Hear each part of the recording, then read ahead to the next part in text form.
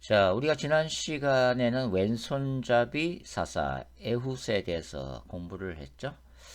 자, 오늘은 사사 삼갈에 대해서 공부를 해볼 텐데요. 제목을 흙수저 출신의 작은 거인이라고 한번 붙여봤습니다.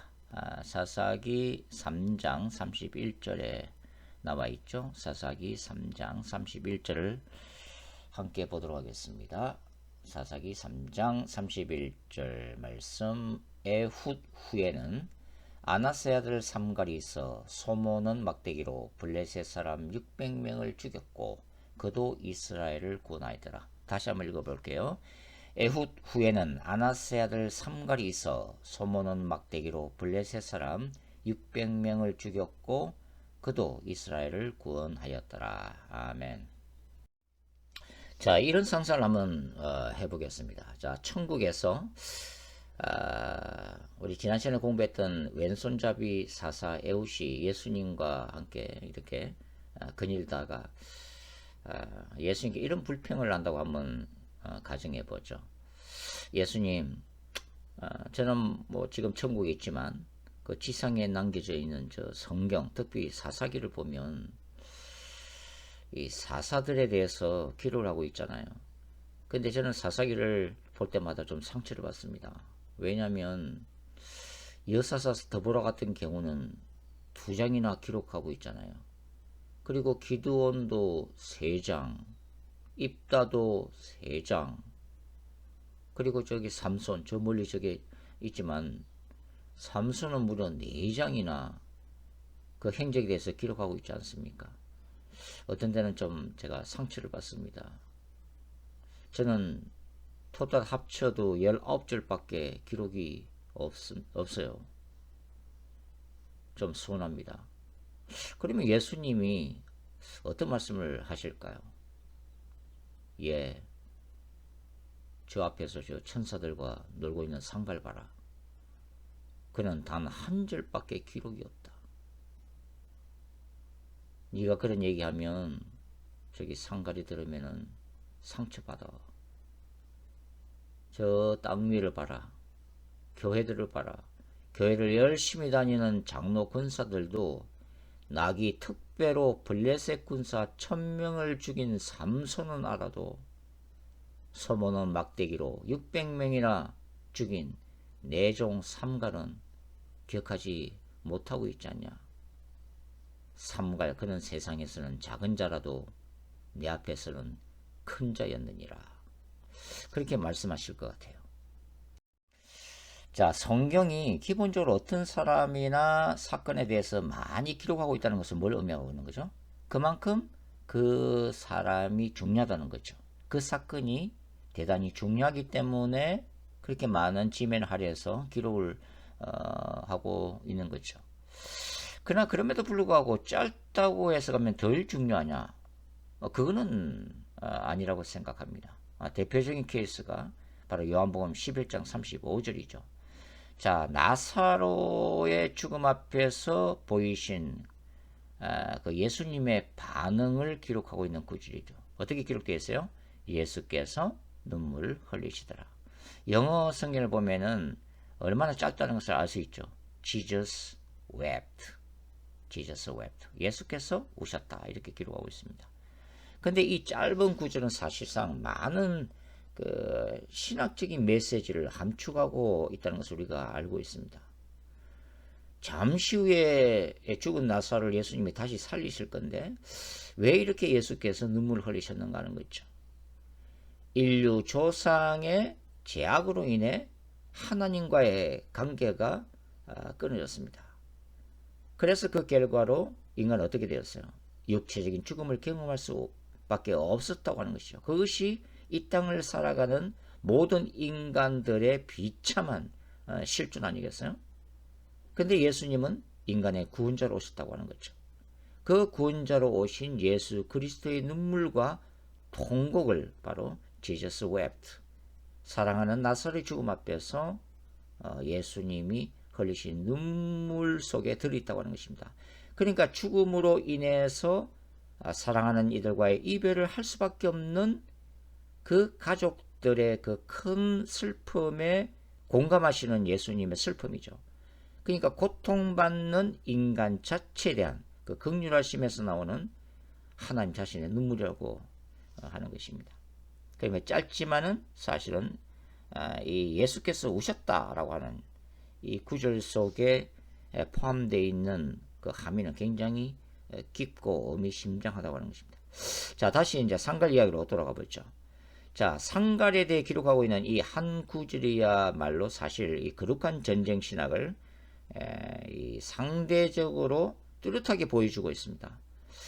여러분, 거룩한 전쟁의 핵심이 뭐죠? 바로 야훼의 거룩한 전쟁은 인간이 하는 것이 아니라 하나님 자신의 능력으로 수행하는 전쟁이라고 하는 것입니다. 기도원의 용사들이 났을 때 하나님은 10,000명에서 몇 명까지 숫자를 줄여요? 300명으로 이제 숫자를 줄이십니다. 그 이유가 뭐죠?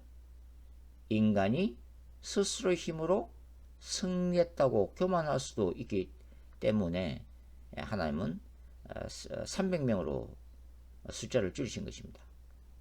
그러니까 하나님의 절대적인 능력만을 이스라엘이 의지하게 하시고 이 거룩한 전쟁에서의 승리를 위해 하나님 스스로의 영광을 철저하게 드러내시기를 원하시기 때문이죠. 그러니까 이 삼갈이라고 하는 이 보잘것없는 사사를 통해서 행하신 이 일이 바로 거룩한 전쟁의 본질을 보여주는 그런 서사적 드라마라는 것을 우리가 알 수가 있겠습니다.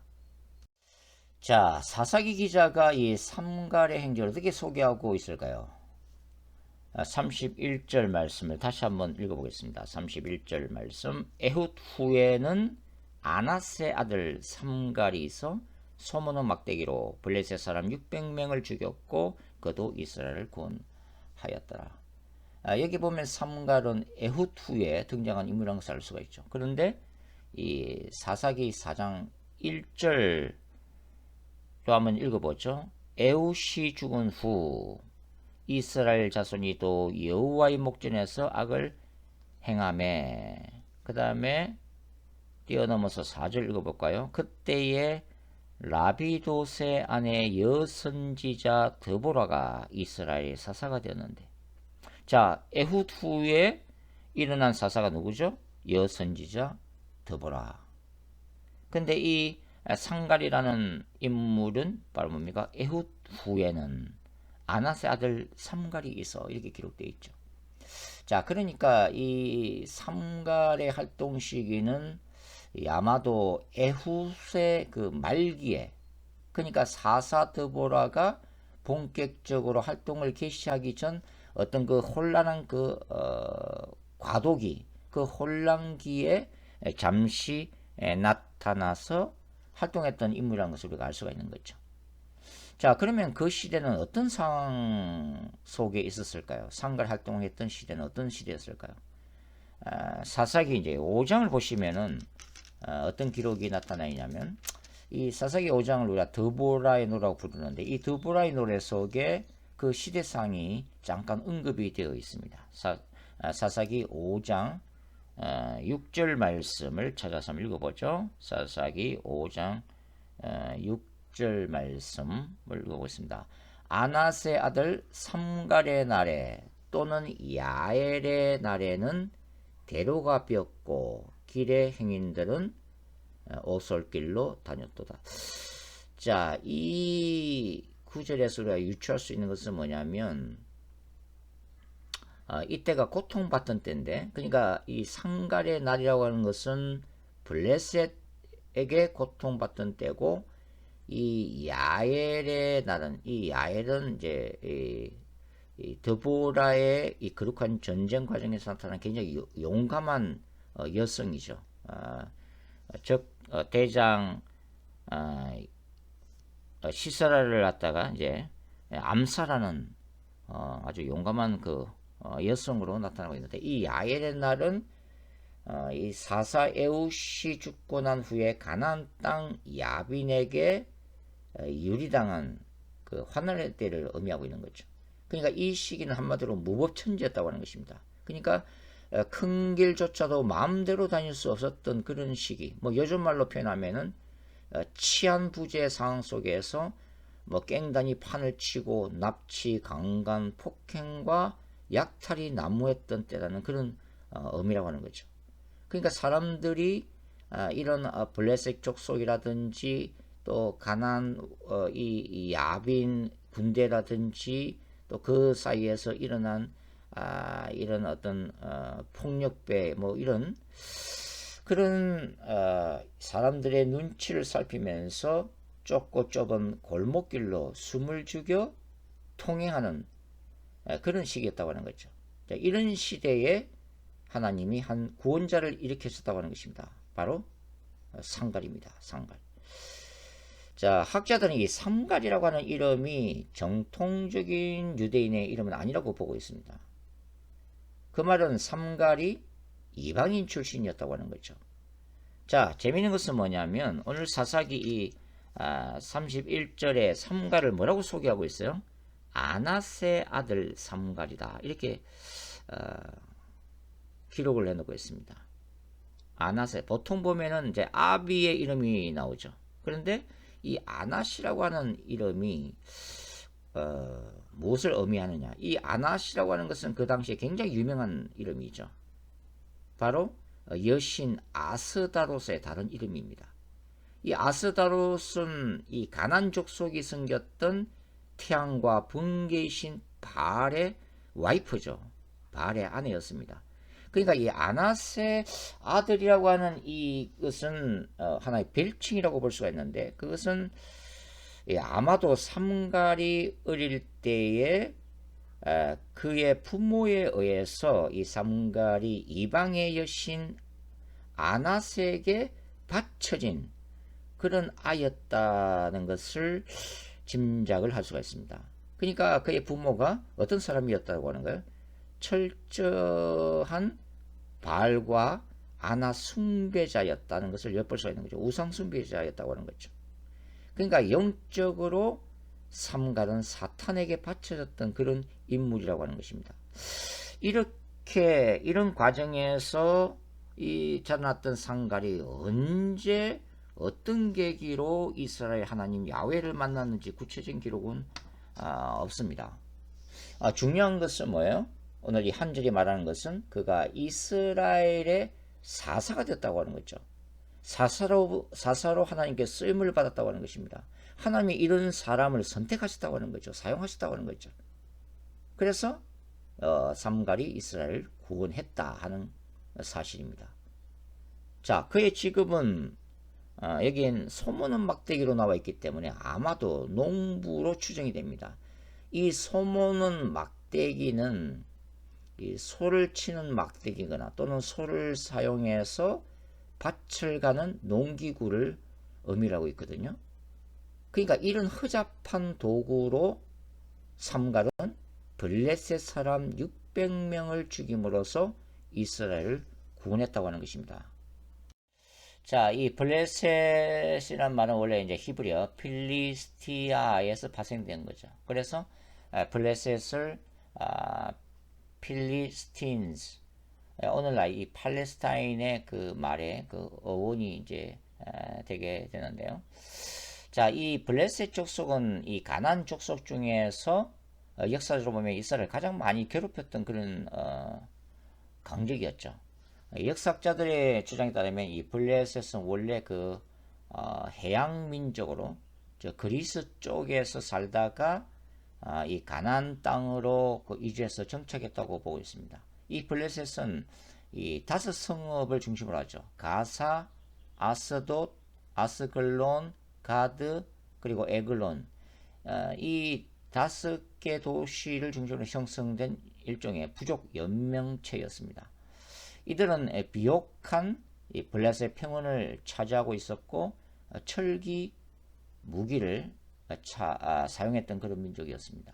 그러니까 이 농부 출신인 상갈이 혼자서 농기구를 가지고 철제 무기로 무장한 블레셋 군대 600명을 상대했다는 것은 한마디로 말이 안 되는 거죠.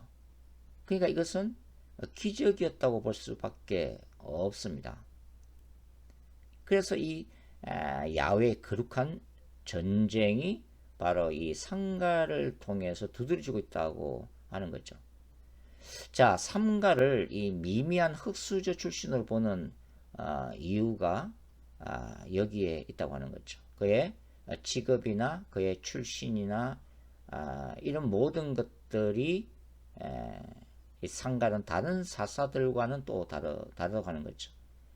그러니까 이 상갈에게는 이 사사 온열과 같은 뭡니까? 믿음의 명문 가문이 아니었다고 하는 거죠. 이 온열 같은 그런 용맹스러운 전사의 모습도 없었다고 하는 것입니다. 기드온과 같이 그를 따르는 300명의 용사들도 없었잖아요. 그리고 사사 드보라와 같이 이런 재판을 맡을 만한 정도의 지혜도 없었던 사람입니다. 삼손같이 이 타고난 괴력의 힘도 상갈에게는 원래가 없었다고 하는 거죠. 그는 달랑 그의 손에 농기구 하나를 들고 있었던 보잘것없는 인물에 불과했다고 하는 것입니다.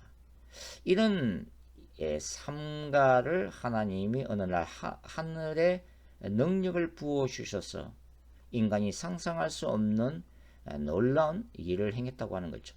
상가를 보면은 이 고린도 교회의 신자들 보면서 사도 바울께서 하셨던 말씀이 생각이 납니다.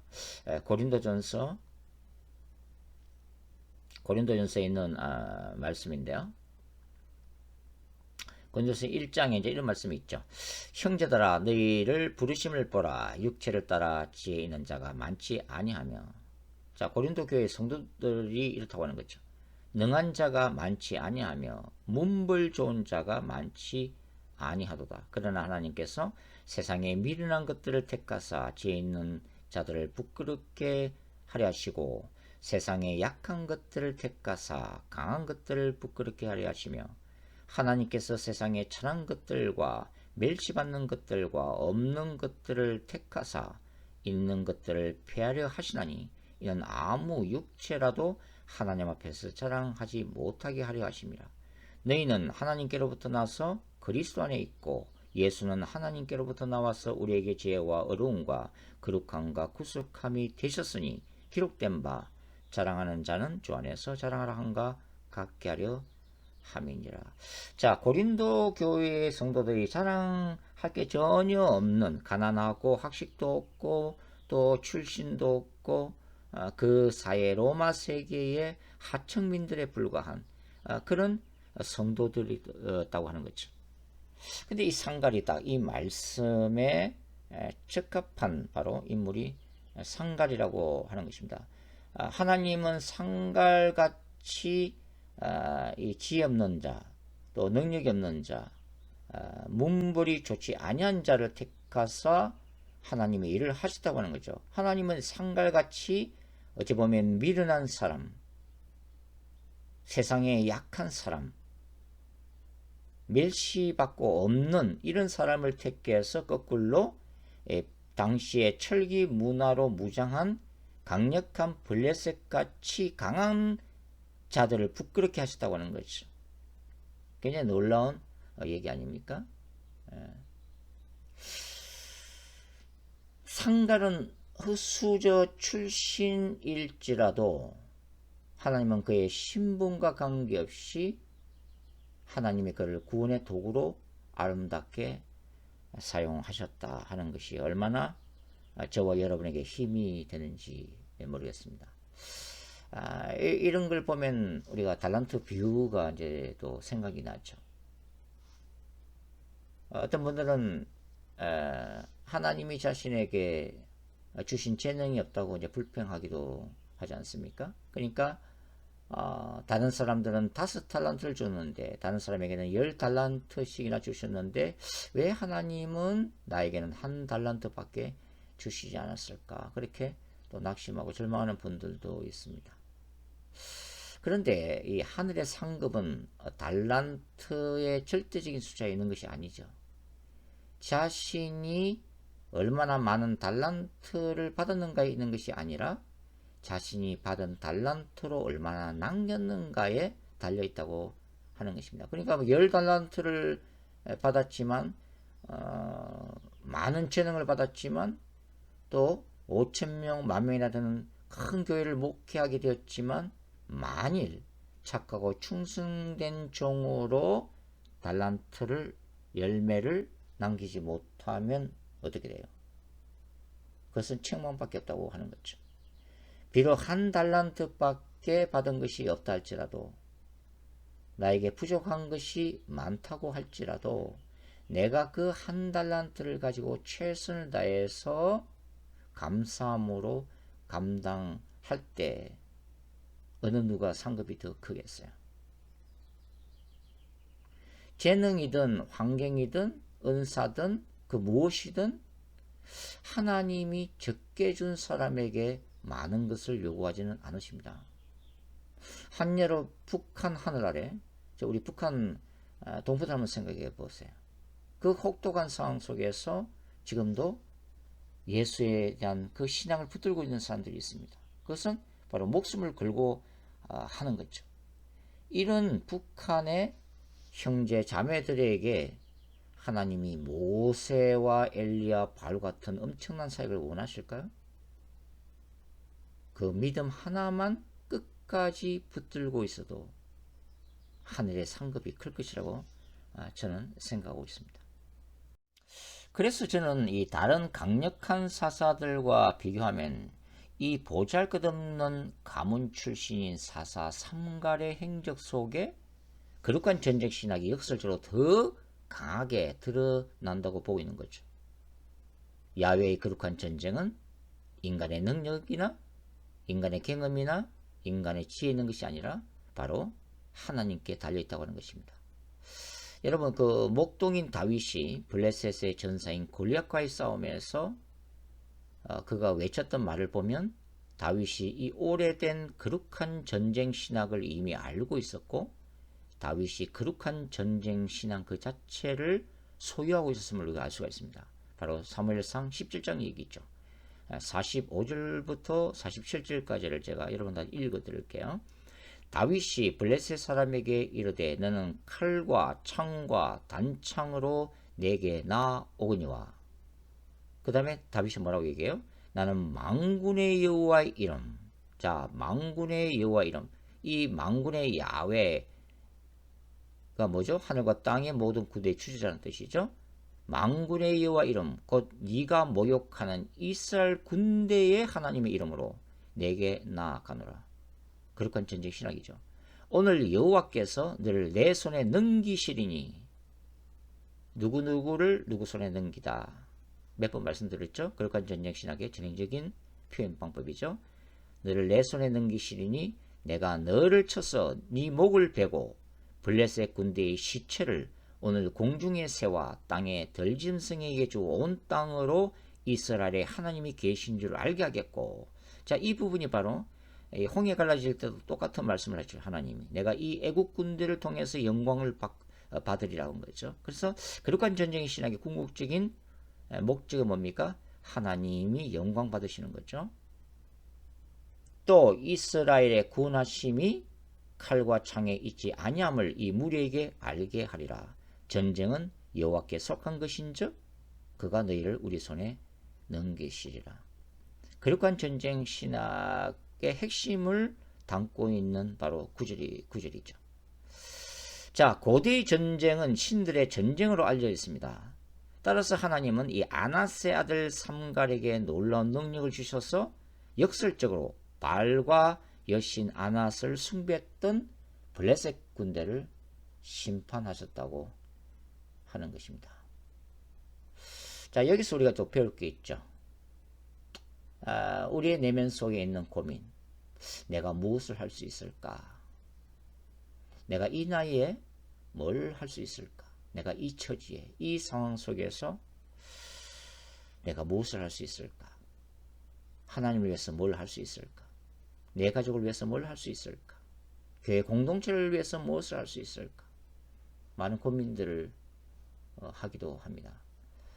자, 사도 바울은 이 에베소 2장에서 우리가 가진 영적 지위를 통해서 영적 그 지위에 대해서 이 서신을 통해서 언급을 하고 있습니다. 즉 에베소 교회 신자들이 예수님을 믿기 전에는 불순종의 아들이었다고 하는 거죠. 공중의 권세 잡은 자 사탄에게 속해 있었던 백성이라고 얘기합니다. 그러나 예수 안에 하나님의 백성 되는 그 순간 이제는 그리스도 안에서 그리스도의 보좌에 함께 앉는 자, 권세 있는 자가 되었다고 말하고 있다고 하는 거죠. 예전에는 죄와 사탄에게 속했지만 이제는 어떤 존재가 되었어요? 예수 그리스도의 거룩한 신부로 저와 여러분이 그 신분이 완전히 바뀌었다 하는 거죠. 사탄을 대적할 수 있는 하나님의 군대가 되었다고 하는 것입니다. 저와 여러분은 보잘것없지만 예수 그리스도 안에 영적으로 굉장히 유명한 존재가 되었다고 하는 거죠. 자, 오늘날 그리스도의 거룩한 신부, 하나님의 군대가 된 우리에게 가장 필요한 것이 무엇일까요? 바로 성령의 능력과 기름 부으심입니다. 삼갈이 블레셋 600명과의 거룩한 전쟁에 승리할 수 있었던 바로 유일한 이유죠. 하나님의 능력이 그에게 임했다고 하는 것입니다. 여러분, 단 한 명의 영혼도 우리 힘으로는 절대 구원할 수가 없어요. 저는 날이 갈수록 자신감이 사라집니다. 무능력한 우리가 하나님의 나라를 위해 그분의 영광을 위해서 무엇을 할 수가 있다는 말입니까? 개인적, 공동체적, 우주적 전쟁에서는 오직 하늘에서 오는 능력, 성령의 능력을 덧입지 않고서는 절대로 승리를 거둘 수가 없다고 하는 것입니다. 마지막 때의 부흥은 오직 성령님께 달려 있습니다. 종말론적 거룩한 전쟁에서의 승리가 예수 그리스도를 사랑하는 이들 위해 임하는 성령께 달려 있다고 하는 거죠. 그래서 사실은 성령의 능력은 우리가 교만하지 않도록 늘 겸손한 심령 위에, 그리고 이런 능력으로 나를 드러내고 내 왕국을 세우고자 하는 것이 아니라 정말 예수님을 사랑하기 때문에, 예수님이 사랑하시는 그 영혼들에 대한 긍휼함 때문에, 또한 수많은 영혼들을 지금도 지옥으로 끌고 가 있는 그 사탄에 대한 거룩한 분노 때문에 우리의 능력으로는 되지 않기 때문에 하나님 우리에게 하늘의 능력을 주세요. 성령의 기름 부으심을 부어주십시오. 그 성령의 권능을 드리고 겸손한 자세로 순종하는 하나님의 군대로 사용해 주세요. 이제 그런 기도가 필요한 거죠.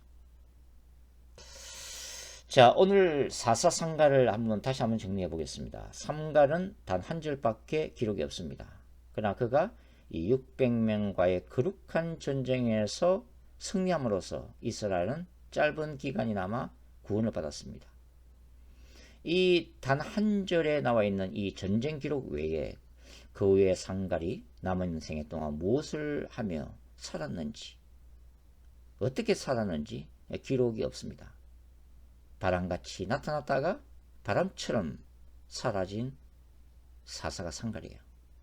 비록 삼갈이라고 하는 이름은 있지만 무명의 사사처럼 취급을 받고 있는 사사이기도 합니다.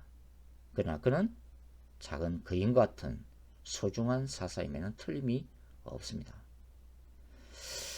삼갈은 분명히 하나님의 구원 역사에서 야훼의 거룩한 전쟁 사역에서 그 흔적을 남기고 있는 사람입니다.